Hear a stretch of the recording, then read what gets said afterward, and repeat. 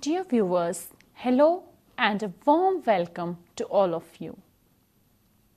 The topic which we have selected for today is the biological nitrogen fixation.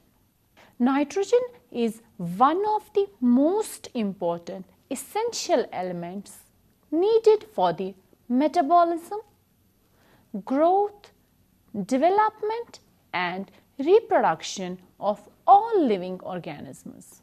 Nitrogen is present in the composition of organic compounds which are found in plants such as proteins, nucleic acids, amino acids, vitamins, alkaloids and enzymes. The available sources of nitrogen to plants are atmospheric nitrogen and nitrogen present in the soil. Atmospheric air comprises about 78% by volume of nitrogen molecules. The molecular nitrogen or the N2 is quite stable but energetically difficult for most of the living organisms, including higher green plants, to obtain it directly for their use. So, it must be combined with other elements such as oxygen and hydrogen to form nitrate NO3 and ammonium salts before it becomes available to the higher plants. Besides molecular nitrogen, the atmospheric air contains traces of nitrate and ammonia. These two forms can easily be utilized by the plants. In soil, nitrogen is available in two types of compounds. One, inorganic nitrogenous substances or compounds, and second, the organic nitrogenous substances. Inorganic nitrogenous substances found in the soil are of three types: ammonia, NH3, nitrite, NO2, and nitrate, NO3. Organic nitrogenous substances largely occur in humus because this humus is formed by the decay of dead plants and animals. It's evident that plants mainly absorb nitrogen in the form of nitrate from the soil. Nitrogen in the form of nitrite is not absorbed by the plants. In low concentration, the ammonium ions can also be absorbed very easily, but in higher concentration, they are toxic to the plants. The whole nitrogen cycle involves four processes. Number 1, nitrogen fixation. Number 2, ammonification. Number 3, nitrification. And number 4, denitrification. Nitrogen fixation is the phenomenon or process of conversion of free nitrogen into nitrogenous salts to make it available for absorption by the plants. Second process, the ammonification, is actually the process of conversion of complex organic compounds like proteins which are not absorbed by plants, first into amino acids and then into ammonia with the help of certain microorganisms. Bacteria involved in ammonification are called as ammonifying bacteria or the putrefying bacteria such as Bacillus mycoides. Nitrification is the process of conversion of ammonium nitrogen to nitrate nitrogen. It's performed in two steps. nitrite formation and nitrate formation. In the first step, ammonium ions are oxidized to nitrites by nitrosomonas, and in the second step, this nitrite is converted into nitrate by nitrobacter. The last process of the nitrogen cycle is denitrification, which is the process of conversion of nitrates and nitrites into ammonia, nitrous oxide and nitrogen. These processes are necessary to supply ammonia for the metabolic process and to maintain the balance of nitrogen in the atmosphere. In denitrification, through a series of reactions, the nitrates are reduced to ammonia and free nitrogen is released back to the atmosphere. Coming back to the main topic, the fixation of nitrogen can either be a physical nitrogen fixation or a biological nitrogen fixation. Biological nitrogen fixation, which is our topic for today, is actually more common in nature. About 200 million metric tons of nitrogen is fixed annually by this natural process. Only 5% of this natural fixation occurs by physical process and about 95% occurs through certain microorganisms, which then forms the biological nitrogen fixation. Therefore, the process of converting free atmospheric nitrogen by living organisms into those forms which plants can absorb is called as biological nitrogen fixation.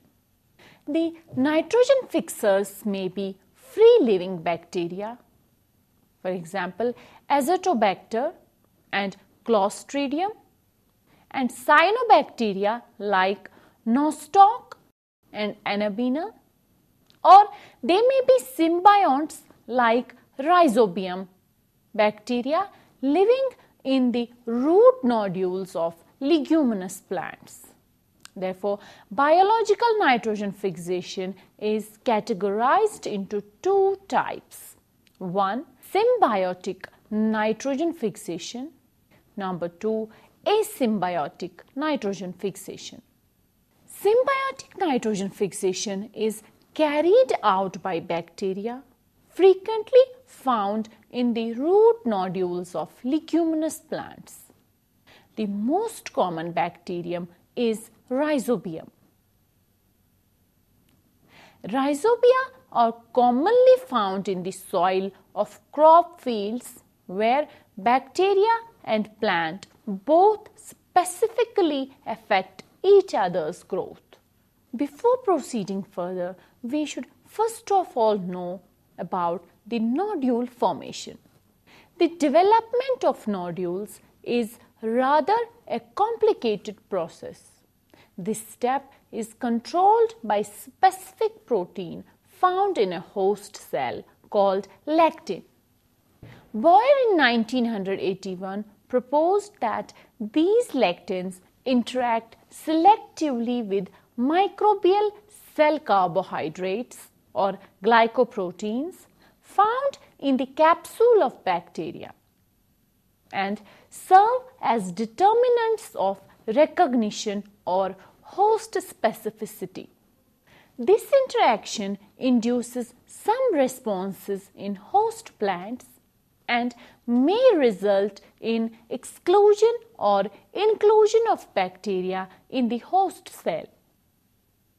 Thus, the lectins are the key proteins involved in the Rhizobium legume symbiotic association, and in this process, calcium plays a critical role in modifying the ability of root to absorb rhizobia. Several species of the bacterium Rhizobium live in the soil. They are unable to fix nitrogen by themselves. Roots of a legume secrete chemical attractants like flavonoids and betaines. Bacteria collect over the root hairs, release node factors that cause curling of root hairs around the bacteria, degradation of cell and formation of an infection thread enclosing the bacteria. This infection thread grows along with the multiplication of bacteria. Its branches and its ends come to lie opposite protoxylem points of the vascular strand. The infection thread intrudes, settles, and liberates its contents in a cortical cell, which is usually a polyploid, rather a tetraploid. The rhizobia are liberated either individually or in small groups enclosed by a membrane. The cells of bacteria enlarge and assume pleomorphic shape and are called as bacteroids. These bacteroids stimulate polyploid cell to undergo repeated divisions. These also induce the surrounding cells, which are diploid, to divide, which ultimately form the cortex of a nodule. The infected cortical cells differentiate and start dividing. It produces the swellings, what are called as nodules. Nodule formation is stimulated by auxin produced by cortical cells and cytokinin liberated by the invading bacteria. Symbiotic nitrogen fixation requires cooperation of nod genes of legume and nod, nif and fix gene clusters of bacteria. The nodule contains pink-colored leg hemoglobin pigment, which, like true hemoglobin, combines with oxygen and carbon dioxide and gets readily oxidized into brown form with a trivalent iron. The development of leg hemoglobin and nitrogen fixing capacity are the outcome of symbiotic interaction.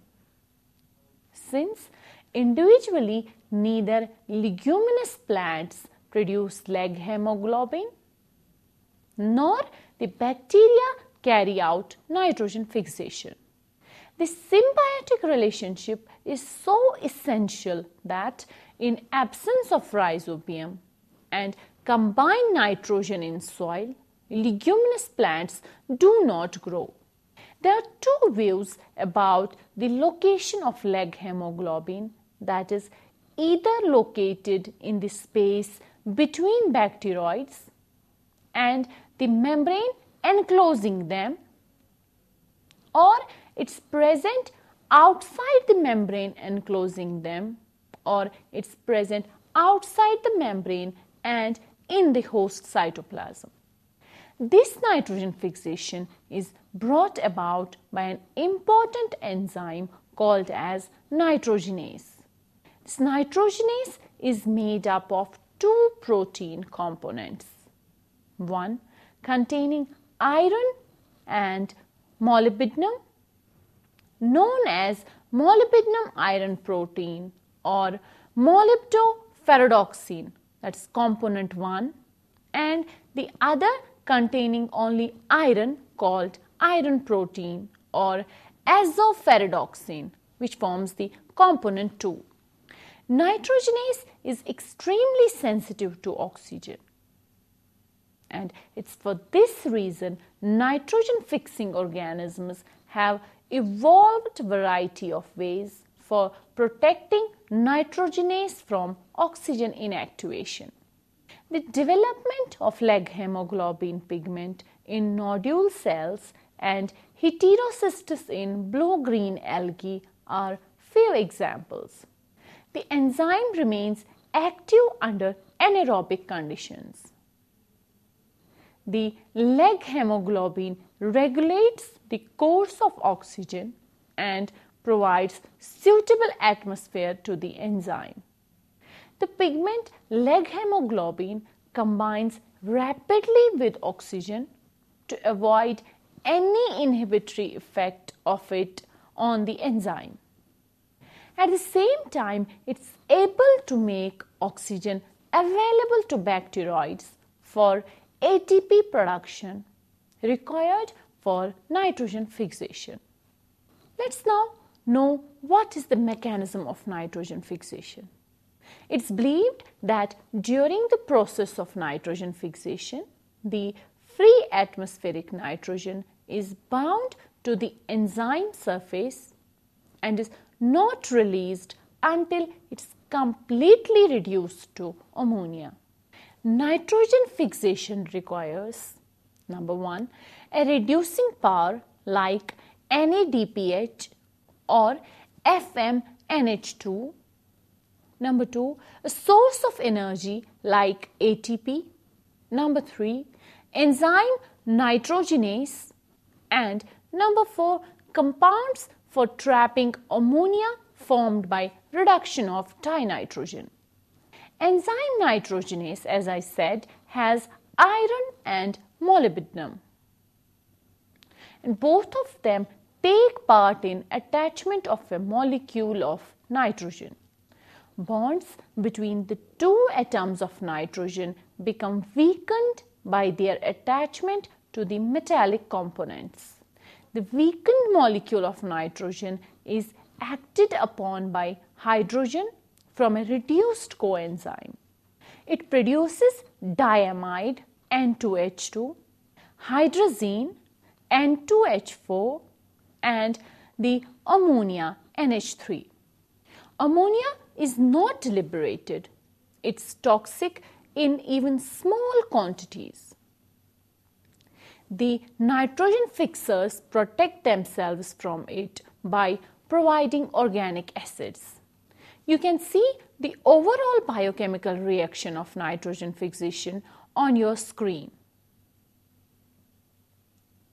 Nitrogen fixing symbionts with non-leguminous plants.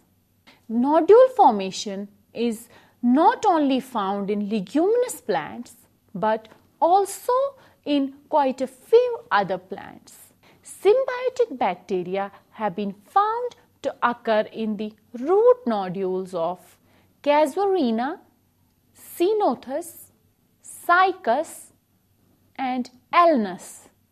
Species of Klebsiella and Enterobacter have been detected in the leaves of Psychotria and white fir.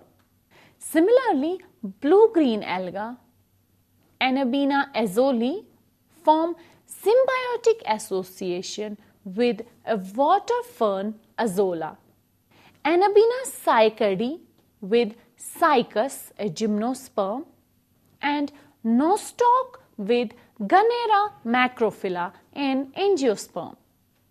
In addition to the symbiotic nitrogen fixation, there is another type of nitrogen fixation, that is the asymbiotic nitrogen fixation. In this process, nitrogen is converted to ammonium by soil bacteria living freely. These bacteria are Clostridium and Azotobacter. These organisms do not require oxygen and so are anaerobic. The free-living nitrogen fixers are bacteria, which include anaerobic forms such as Azotobacter crucocum, photosynthetic forms such as Rhodospirillum and Chlorobium, chemosynthetic forms such as Thiobacillus and D-sulfovibrio, and then the blue-green algae, which include unicellular forms such as Gloeothece, Filamentous non-heterocystous forms such as oscillatoria and filamentous heterocystous forms such as nostoc and anabina. Dear viewers, with this we come to the end of today's session in which we discussed the process of biological nitrogen fixation. We hope you liked the lecture. Thank you.